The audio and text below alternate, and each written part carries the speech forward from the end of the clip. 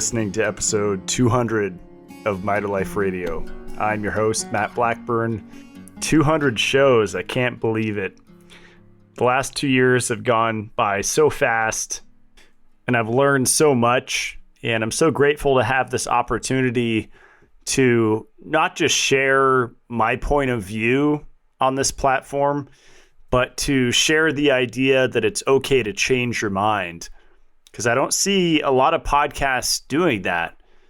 It's an anti-sugar podcast or a keto or carnivore podcast or a fitness podcast or whatever it is, and it's very rigid in its messaging.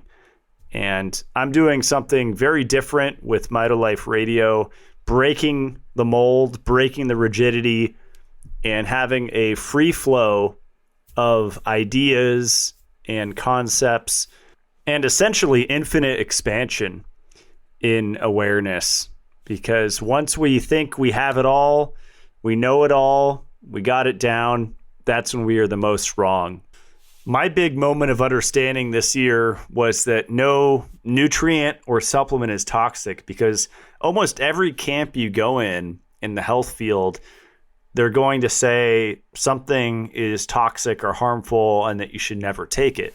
Whether that's zinc, ascorbic acid, iron, copper, vitamin B6, iodine.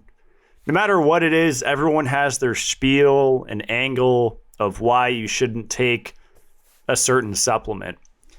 And I spend hours in supplement stores. That's like my Disneyland. I could spend all day in the supplement section of a store and have an absolute blast, because as a supplement company owner, I'm very adept at reading labels and understanding how nutrients work together, and always like improving on things and saying, how could this supplement be better? And some people would look at those aisles and aisles and rows of different supplement bottles and say that it's all unnecessary. We just have to simplify and get it all from food. And I look at things differently. I look at them as tools that can be used to improve one's life. And obviously, supplements are meant to be combined with proper nutrition, high quality, nutrient dense foods. But I think the misconception is that you can mineral balance using whole foods, which is often not the case.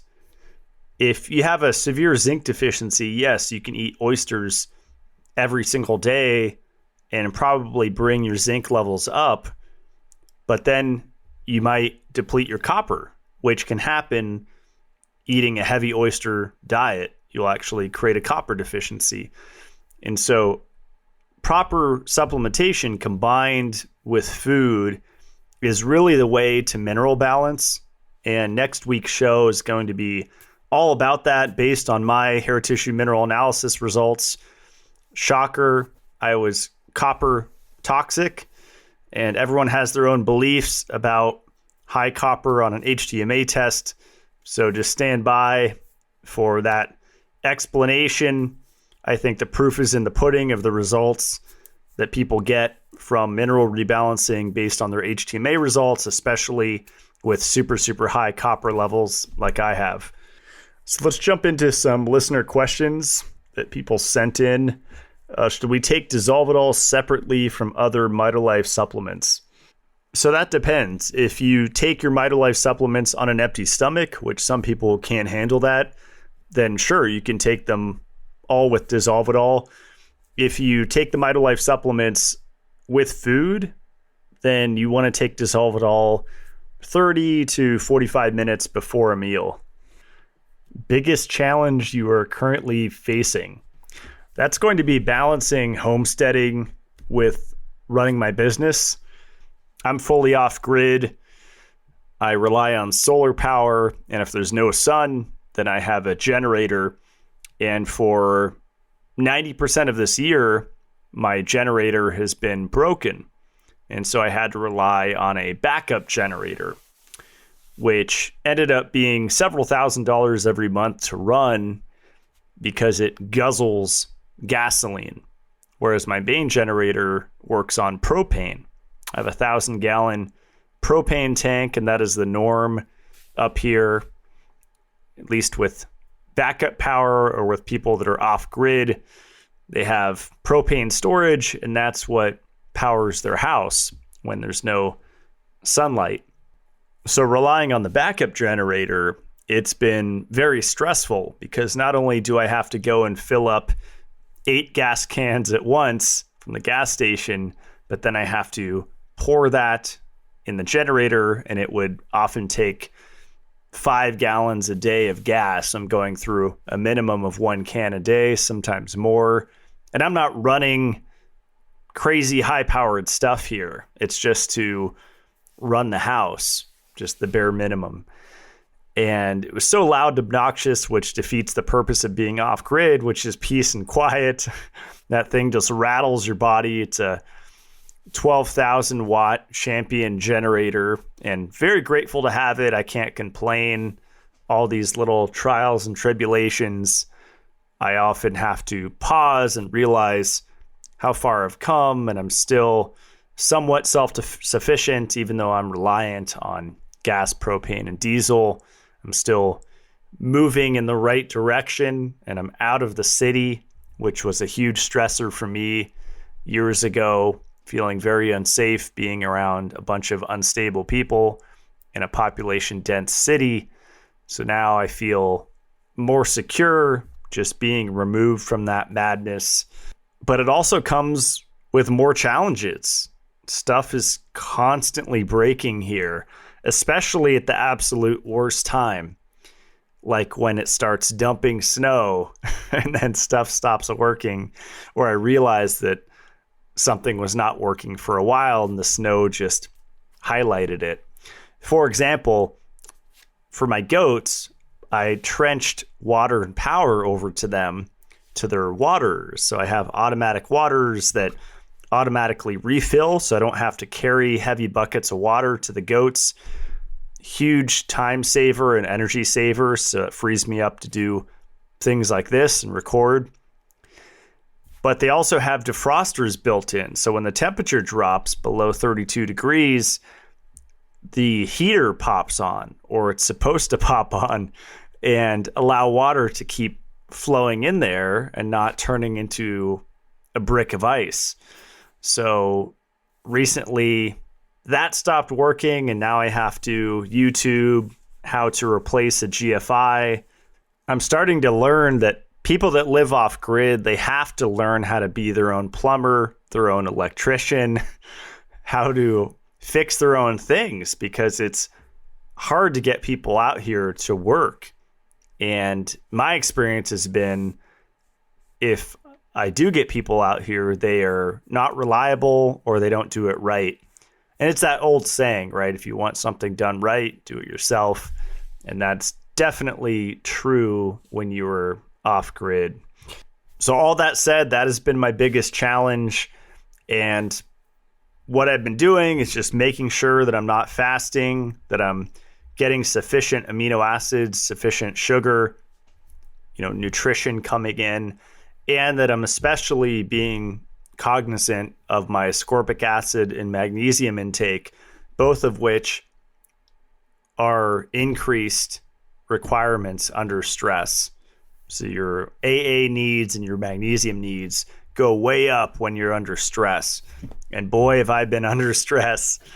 And I think everybody has.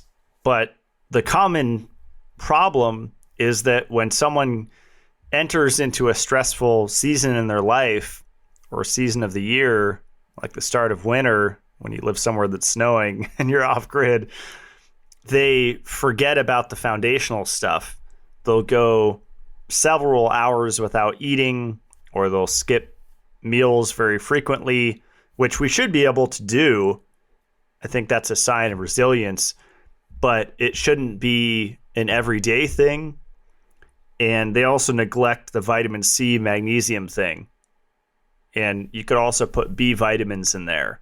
But all the nutrients that are depleted under stress, it's very helpful. Like when I'm going through it, I take at least 1 gram of ascorbic acid every hour to buffer the increased energy requirements that life is putting on me. And it's been super helpful. I get superhuman energy and brain power, and I'm able to juggle more than I should be capable of. Just having that awareness that when life gets chaotic, that you need to have your nutrition dialed in, balanced nutrition. My go-to is rice and beef bowl, just super quick 5-minute meal. Well, a little more than 5 minutes, but the easiest to prepare. Just ground grass-fed beef and wild rice that I have on my website, some butter, some salt. If you want to get crazy, harissa sauce and sour cream, and boom, that's it. And I am really living on that a lot during the winter. I'm into very simple meals. I don't need all the bing bang, exciting flavors. I just need nutrition, especially in the winter when things are just very busy. It's a simple meal like that and a handful of supplements, and I'm on to the races and feeling incredible. Someone asks, what vitamin C supplement do you suggest?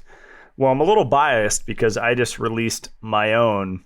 It's called Vitamin C with polyphenols. And that is simply ascorbic acid with a berry blend. So one serving has 100 milligrams of berry extracts. There's some interesting synergy there between ascorbic acid and bioflavonoids, and I posted a few studies on the product page as it relates to a skin condition, progressive pigmentary purpura, and also herpes. And both conditions were improved by a mixture of ascorbic acid and bioflavonoids, but I think it applies to a lot of other conditions. And of course, this product's not meant to treat any disease condition, but just to generally support your health. And I was really inspired by Doris Loh's work on electromagnetic radiation, EMR, in the connection with this redox balancer called ascorbic acid, because ascorbic acid is only deemed as an antioxidant, and that's its most important effect, but it's so much more. And I've been experimenting for much of this year with taking it consistently throughout the day. Before I was doing it wrong. I was just taking mega doses once a day, and that was doing nothing. The power of ascorbic acid is really taking it every hour or every 2 hours or so. Just that consistency, because that's going to maintain your plasma ascorbate levels, which ascorbate is the reduced form of ascorbic acid. And then that will translate into increased tissue ascorbate levels. And there's a ton of ascorbate in our brain tissue, in our adrenals. Everywhere throughout our body pretty much has ascorbate and different ascorbate requirements. And it's very protective, especially living on a microwaved planet. That was the most fascinating thing to me about Doris's work, is just because you're not having a cell phone in your pocket or having AirPods in your ears, or maybe you turn off the Wi-Fi at night, or you don't have Wi-Fi at all and your house is completely Ethernet hardwired. People have this false sense of security that just because they don't have an EMR device on their body or in their environment, that they are not getting microwaved. And that is so far from the truth. Just being on planet Earth, by definition, you are getting microwaved. You are living in a microwaved oven, and there is no escaping it. It is just a matter of strengthening the system, in my opinion, via AA and magnesium. Those are the two primary nutrients there that buffer us against EMR-induced oxidative stress. Another question someone sent in is how to reverse hypothyroidism after chronic fasting, low carb, and under eating for years. I would go back and listen to my podcast with Jan. He said that supplementing the amino acid taurine was instrumental in his recovery in this regard to restore his liver's ability to store glycogen. He said that taurine helped a lot. And I believe he took 2 to 3 grams a day. So the capsules that I've seen of taurine supplement is generally 1 gram, 1,000 milligrams per capsule. I would definitely give that a shot. Of course, in combination with not skipping breakfast, not drinking coffee on an empty stomach, eating frequent meals throughout the day that are balanced with both carbs and protein. And if that doesn't work, then you might want to work one-on-one with a health coach to figure things out. Someone asks, thoughts on iodine? Actually, a few people asked me about that. I've heard people getting great results taking kelp capsules. Back in my raw vegan days, I used to douse all my salads in nori and various seaweeds. And that probably helped to mitigate some of the deficiencies that I was causing on that extreme diet, just having that constant iodine coming in. Someone asks, what B complex do you take? I take Lifeblood right now and really enjoy the different forms of the vitamins that Adam put in that supplement. And I generally take it 2 to 3 times a day, just 1 capsule. Someone asks how to best support teeth health, which supplements to take. I would really focus on the fat-soluble vitamins. So cod liver oil, my favorite is the Rosita brand, and combine that with Mitolife PUFA Protect and Purely K. So you have A, D, E, and K coming in. And also vitamin C. Ascorbic acid is very overlooked for gum health and dental health in general. That's one of our first lines of defense against oxidative stress. And I think a lot of gum sensitivity and dental decay is caused by simply vitamin C deficiency. This is a great question. How my new vitamin C differs from the rest in the industry. I would say the excipients, there's no silicon dioxide or silica. There's bamboo silica, which is much different in its effects.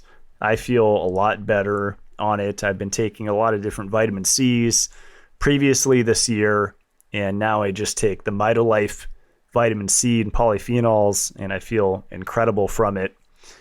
The most inexpensive way to go about supplementing ascorbic acid is buying the bulk powder. And I was doing that for a while until I realized that every time I open that lid and oxygen floods into the canister, it oxidizes the vitamin C because it's very prone to oxidation by oxygen. And in a capsule, you don't have that because it's protected from oxygen. So if you plan on taking vitamin C long term and having a lot of backups laying around, which you don't want to run out of it if you're taking it long term, I would recommend against buying the bulk powder because you're going to lose potency over time. Ascorbic acid works. Forget the liposomal marketing, forget all of the absorption marketing. It's well absorbed. It's ascorbic acid. It shoots your plasma ascorbate levels up within 1 minute of taking it. But whether it's whole food vitamin C powder or AA powder, if it's been sitting around for a while, it's been opened for months, then the number, let's say it's 1.1 gram per teaspoon on that label, that may not be accurate. Maybe it's 600 milligrams or 800 milligrams. You're going to lose milligrams of the active ingredient the longer it's on your shelf. That's why I opt for vitamin C capsules only at this point. Another question, anything to think about regarding intake of cod liver oil? I went intuitive with it. I just listened to my body and took as much as it asked for, which in the loading phase in the beginning, it was quite a lot. Cod liver oil has been used for a very long time. It's a very natural supplement. So I think it's very safe, especially to megadose, especially if someone was vegan or vegetarian, like I was for 2/3 of my life. Usually there's going to be a vitamin A deficiency there, retinol deficiency, and I definitely had that. If you have any dental issues and or skin issues, if you have both, then that is a definite vitamin A deficiency.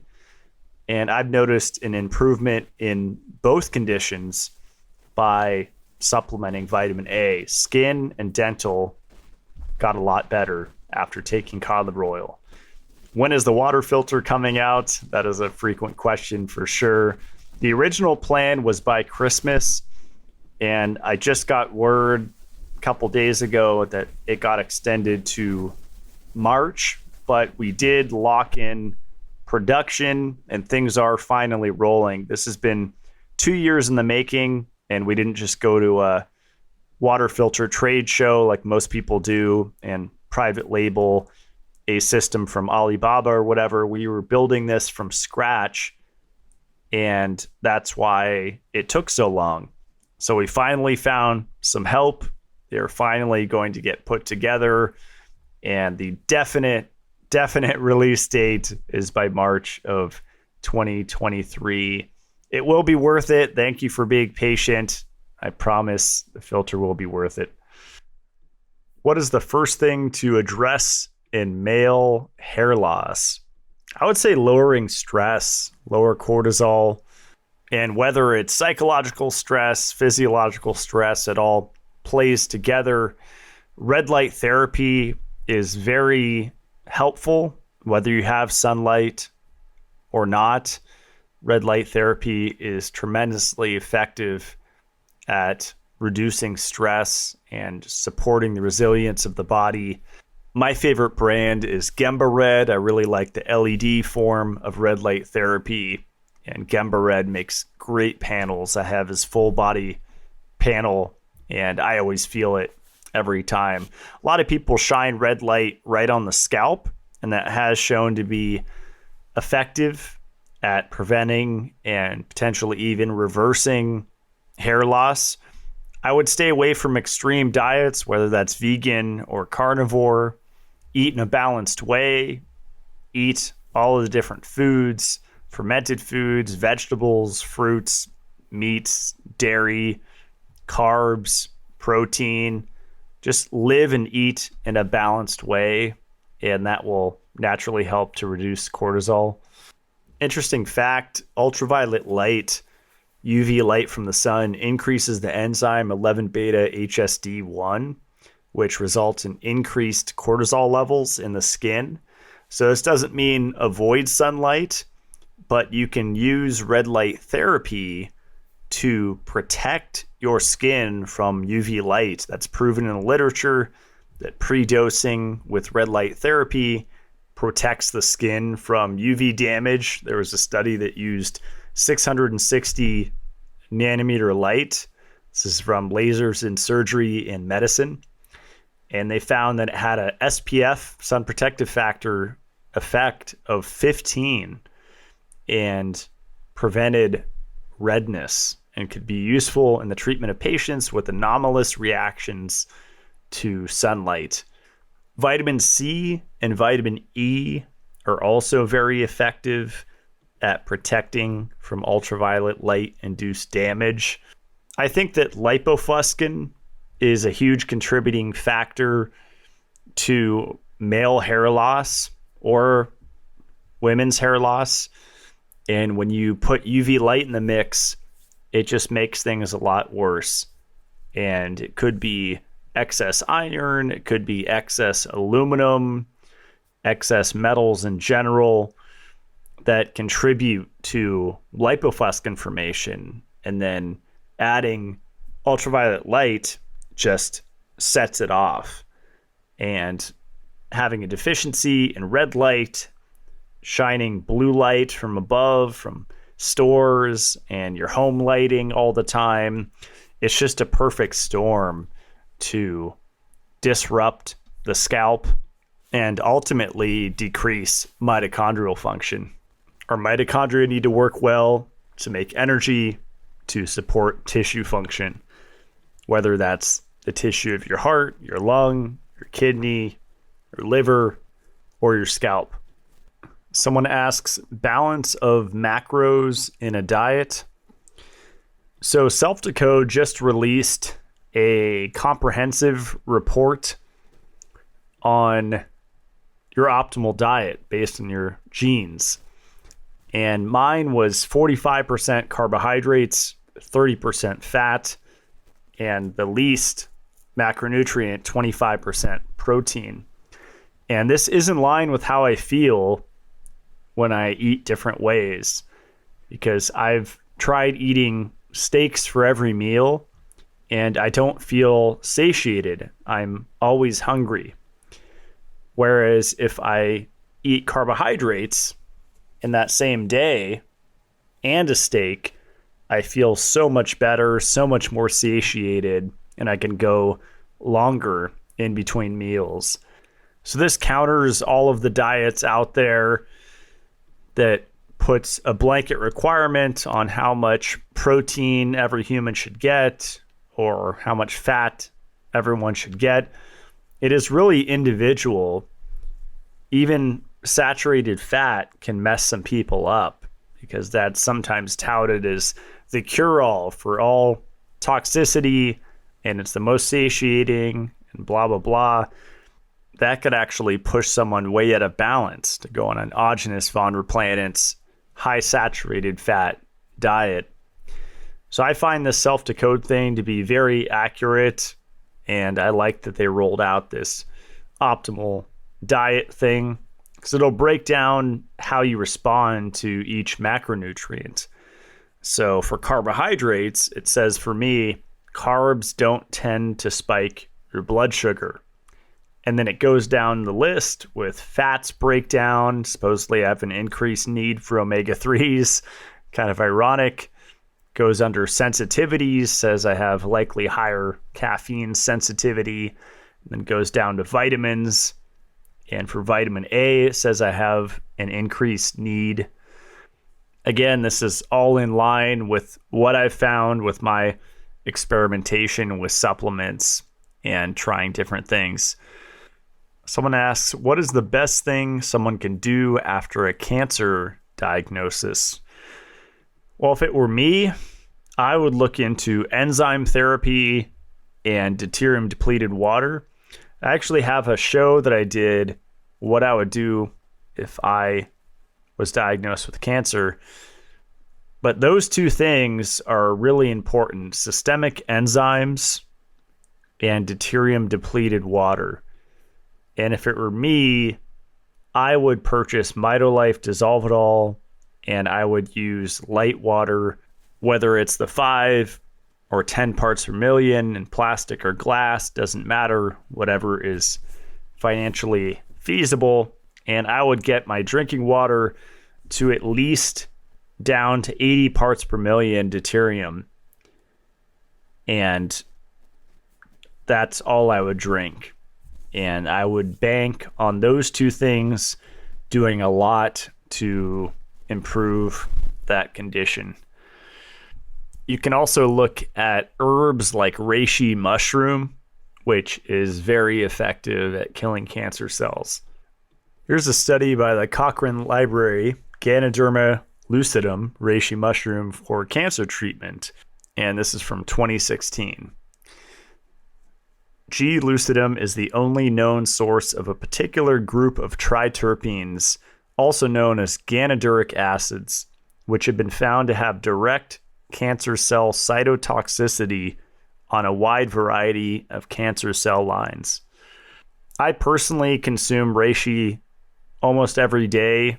I use the Shen Blossom syrup, the reishi syrup, and put that on my ice cream. And I find it adds a really nice complement to high quality vanilla ice cream. Thoughts on Brown's gas and the aquacure machine. I used to use the aquacure machine last year and it broke after about 9 months or so. So I threw it out. I didn't feel too much. I think most of the effect was from the frequency input onto the water, which you could do a lot more affordably just by purchasing the Infopathy IC pad. And you could set that to 528 hertz or whatever you want. And I noticed the difference using an Infopathy if I'm traveling, if I'm not using water from the spring here at my house. That makes a huge difference to run the water through that frequency first before I drink it. Tips for healing palpitations. I'm going to guess they're talking about heart palpitations. That's going to be getting your magnesium up, and not just serum magnesium, but red blood cell magnesium or ionized magnesium, even better. Or if you can't test those for whatever reason, you don't have access, then just supplementing magnesium is a really good way to reduce palpitations due to it being a natural calcium channel blocker. So with EMF radiation, calcium channels open up and calcium floods in. If you have sufficient magnesium, you can keep that process in check. I would also add to it ascorbic acid and ascorbate levels, which is just as important as magnesium as protecting from EMR damage.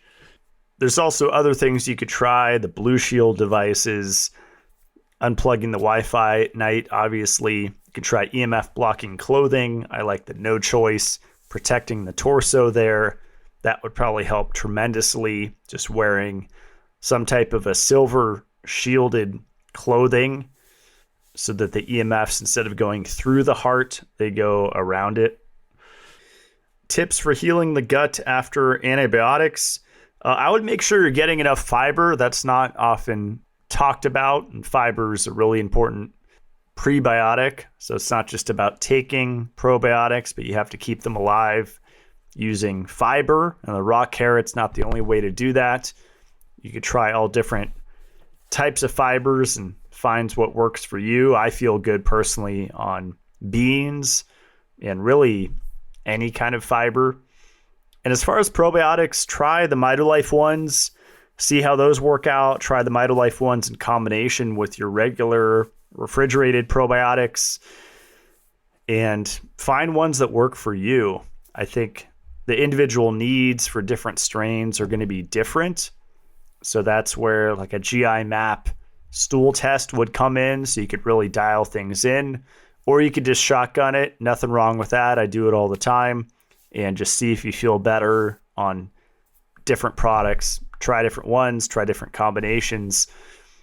And if you can get your hands on bone broth, I would get on that, especially in the winter here. I crave bone broth a lot more. And so I'll often drink 50 ounces a day. I do pasture-raised chicken broth, and I feel really good from that. Have you ever done a supplement fast? I intuitively take days off of different supplements. I don't set a schedule for it. I just listen to my body and we'll just take a break for that day. I know some people take a whole week off supplements or a whole month. And I think that's great, even just to show yourself that you don't feel as good not being on them. I've heard that multiple times, that I didn't think my supplements were doing anything. I got off them for a month and my energy tanked.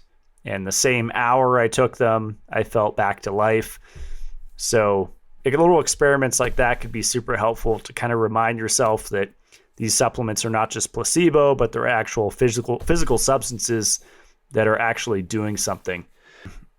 Someone asks, does the grounding sheet always stay plugged in? The answer to that one is yes. Super easy to set up, super easy to use. You just keep it plugged into that third prong. Ideally, I tell people out the window, rod to earth is a lot better, and you'll likely feel a lot better doing it that way. What would a lung cleanse look like for you? Very simply, a lung cleanse to me would look like supplementing ascorbic acid and vitamin E, both of which are very important nutrients for lung health. So we had fires recently up here, and I upped my ascorbic acid and vitamin E and felt great, even when it was smoky for 1 to 2 weeks straight. Someone asks, how do you feel now? What helped you with your energy?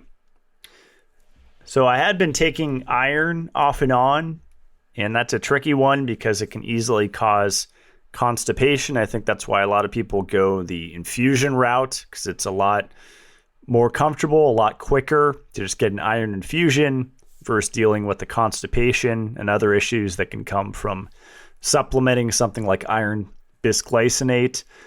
That said, I think iron bisglycinate did help improve my energy. I believe I've been iron deficient for most of my life, or from birth or before birth, which is totally possible. I feel great overall now. I think ascorbic acid also played an important role because ascorbic acid has that effect on iron and copper. And some people would say it's a deleterious effect. I would argue the opposite, that ascorbic acid actually facilitates iron and copper utilization, and tons of research available on that. Here's a funny question. Should Idaho and other red states secede? I don't think that would make a big difference. Actually, it's funny, when I moved here, shortly after, I was in the woods and I saw the Idaho militia rolling by, and they were stocked to the hilt, and it was quite the sight to see. It actually made me feel at ease, secure, to know that there are people up here ready to roll if necessary. Is near-infrared therapy good for back and disc injury? I think it's good for everything. And whether you're using the 250 watt heat lamps or the near-infrared LEDs, I think both are effective. And I think ideally you want to mix visible red with the near and mid far infrared. That's the Gemba red light that I mentioned earlier. It has all three of those incorporated into it. What's a good start for someone who hasn't taken or looked into vitamin C at all? I think starting low is always good with the new supplements. So try 600 milligrams every hour, every few hours. If you want to jump in, then it's about 1 gram every hour or two. I think it's really good to take an assessment of your EMF environment. You live in a big city. If you check that box, then your vitamin C requirements are way higher. If you've been stressed or you are stressed now, your vitamin C requirements are way higher. If you're a human being on planet Earth at this moment in history, then your vitamin C requirements are way higher than the small RDA of 90 milligrams. If you've had mood issues, if you've had schizophrenia in your family, or depression or anxiety, or you've experienced any of those yourself, any mood disturbances, psychological issues, a lot of that could be excess dopamine. A lot of people talk about dopamine deficiency, but not a lot of people talk about dopamine excess, which is just as big of an issue, if not more so, than dopamine deficiency. And I never see this talked about with regards to vitamin C, also known as ascorbic acid, that it helps to detoxify excess dopamine and convert most of it into norepinephrine and some into epinephrine, also known as adrenaline. So vitamin C's effect on neurotransmitters is huge. Does it in two major ways. It maintains the activity of tyrosine hydroxylase by recycling its essential cofactor called tetrahydrobiopterin. And then two, it gives an electron to dopamine beta hydroxylase, allowing it to hydroxylate dopamine to form norepinephrine. If these didn't happen, we would be in a lot of trouble with our mood. So ascorbic acid is facilitating a lot about our mood. And it could even send us to the psych ward. Too high of dopamine causes hallucinations and paranoia. Those are already common now with children starting cannabis use at the age of 12. I saw that when I taught at a juvenile detention facility for 4 years. That's going to do a number on the brain and cause all sorts of issues, especially paranoia. But when that's compounded and stacked with iron deficiency, zinc deficiency, heavy metal toxicity, then that's just going to add fuel to the fire and create tons of psychological problems. There's been a lot of questions about buffered vitamin C. So sodium ascorbate versus ascorbic acid. It's my understanding that sodium ascorbate is best used in IV form. A lot of IV nurses will buffer their ascorbic acid to raise the pH using sodium hydroxide and different alkalizing agents. I think ascorbic acid's better as an oral vitamin C supplement because it has those redox balancing effects that SA, sodium ascorbate, does not have. I know that a lot of people's guts are messed up. I've experienced low stomach acid for a long time, so ascorbic acid being a weak acid has only benefited my gut health. And our gut bacteria actually love ascorbic acid. They soak it up. That's another benefit of taking ascorbic acid orally versus IV, is you're actually improving your gut health by taking ascorbic acid by mouth. I found an interesting study from 2021. It's called Vitamin C Supplementation in Healthy Individuals Leads to Shifts of Bacterial Populations in the Gut. And that's available publicly for free. I'll just read the conclusion here. In conclusion, this human pilot study demonstrates that supplementation of high-dose vitamin C can manipulate the gut microbiota composition, leading to shifts of bacterial populations in the gut. This alteration of the gut microbiota composition and its associated anti-inflammatory effects with, for example, butyrate production, may potentially be beneficial for a variety of diseases characterized by disturbed gut microbiota homeostasis, e.g., irritable bowel disease, metabolic, cardiovascular, and neurological diseases. So that's a fascinating study to read if you want to hear how vitamin C influences our gut microbes. It's in a positive way, and I think it overall upgrades the health of our intestinal tract. Best supplements for hormonal acne, I would use the fat-soluble vitamins, cod liver oil, vitamin E, vitamin K2. Vitamin C and B complex would also be beneficial. Really just all the vitamins. Shilajit for the minerals. Keep your stress low, or do what you can to support the system. Red light therapy, having a nightly routine that winds you down before bed. Your thoughts on BPC 157. I've tried a few different brands of the tincture. I haven't noticed too much. Some people have said that's fully healed their gut. I've not noticed huge shifts like that. It is a very expensive supplement, and I'm still experimenting with it to see if I notice anything. Are you still supplementing copper, or is that on pause until your ferritin is at a better level? I'm now a believer in HTMA. I was skeptical, but when I looked at my levels, everything was high that I was supplementing, so it's definitely accurate. And I really only megadosed copper for about a month. Outside of that month, I was taking 10 to 20 milligrams a day, which is not a huge amount. To me, a huge amount is when you get, above 40 milligrams a day, which I did pretty consistently for a month. How much of that was I absorbing is another question. But now I am more a fan of zinc, especially based on my personal HTMA results. Looks like there is a zinc deficiency there.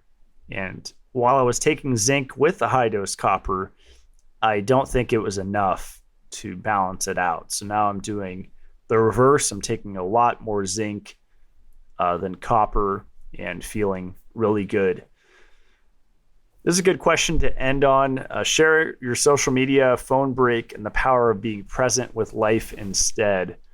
I think that's the source of a lot of people's health issues, is just having their face glued to the screen, whether it's consuming drama or consuming reels or just mindlessly scrolling. I think that's doing serious brain damage, and most people are not mitigating that with consistent vitamin C use and B vitamins and all of the things it takes to resist that stress, which the phone and that screen and the scrolling is a stressor. So taking frequent breaks is really important for physical health, for psychological health. It's funny how things seem so amplified on social media or on the phone, but as soon as you turn off the phone and get off of it for a few days, you often don't want to go back to it. And it seems so silly that you put so much of your energy into whatever it is, debating someone or fighting people online. It all becomes very comical when you actually get back to reality and get back to real life and get back to face-to-face human interactions with loved ones and friends in person, because that's real. And I think a big agenda is to get people to make these connections, like in the metaverse, to where they're forming supposed bonds with people online that they've never met before in person. And those bonds are often stronger than bonds with people they have in person, which is a real issue. That's flipped of how it should be. So the internet's been invaluable for me to research and learn new information and learn about new technologies and supplements and protocols and ideas. It's all been very fun and useful, but we have to remember that we're not designed to have this amount of stimuli coming in every day, all day. It does burn us out. And what regenerates us is meaningful relationships in person, realizing that everything on that screen is not an emergency. You don't have to call that person right back. You don't have to respond to that text right back. You can simply set your phone down and walk away. And when you come back later, those messages will still be there. You can always call back that person. Technology has trained us to always be on call. And someone in my situation, that is especially stressful, and it inhibits healing and health. You can't be healthy if you're always on call, because your nervous system is always activated. You're always ready to respond. And that's not natural. That causes stress and accelerated aging. You could want to talk about hair loss, the whole thing. So it's really important to build a healthy relationship with technology in your life. A lot of people set a curfew where the last hour of every night their phone is off. The first hour it's off. I think this is especially easy if you have a family or you have a spouse or a partner that lives with you. That's a lot easier. If you're by yourself, I think it's more of a challenge to do that. And you don't have to do that necessarily to experience optimal health. Some people will tell you that you have to take the first and last hour off of your phone. My opinion, as long as you take breaks throughout the day or once a month or whatever the cadence is, that is so important. It's done more than any supplement or device for my health to take time off of the screen and to realize that people can wait, whether that's people on social media, your friends, even your family. Your mental and emotional health is really important. And if you don't have that, you're useless to everyone. You can't help anyone. You're not going to have good interactions with people. So you have to cultivate that peace, and it begins off of your phone. So that's it for the Q&A. I do longer Q&As on the Mitolife Academy. That's $15 a month. You can find that on YouTube. If you want to check out my website, it's matt-blackburn.com. I just updated the CLF protocol. You click that at the top. It stands for calcification, lipofuscin, and fibrosis. And that protocol has helped a lot of people to come back into balance in combination with other things. I've had incredible testimonials about that. If you click on shop, you can see all of the recommended products that I use.